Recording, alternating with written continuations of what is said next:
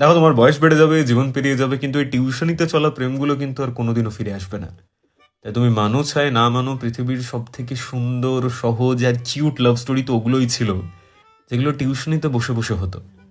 তাই comment section খোলা আছে, তুমি জানিও যে তোমার একটা এরকম লাভ স্টোরি ছিল নাকি এখনো আছে।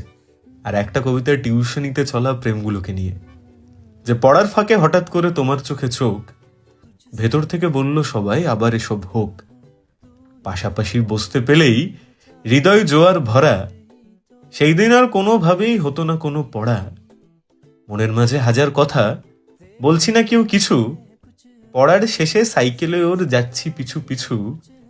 এক টিউশন দুজন পড়ি, তখন এটাই প্রেমের ভাষা। পড়ার শেষে নোট এক্সচেঞ্জ, তাতেই ভালোবাসা। যে দেখ ভাই, তোদের কারুর নোট নেয়নি, কিন্তু আমার নোটটাই নিয়েছে।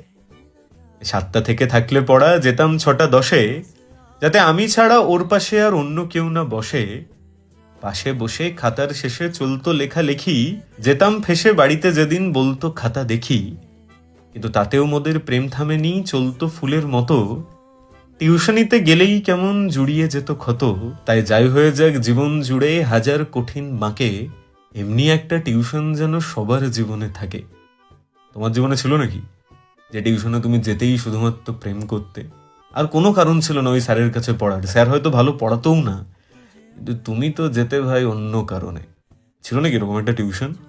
তোমার কি মনে হয় এর থেকে সুন্দর লাভ স্টোরি আর ছিল, যেটা তুমি টিউশনিতে বসে কথা না বলে শুধু তাকিয়ে থাকতে, দূরেও বসে আছে তাতেই যে শান্তিটা পেতে?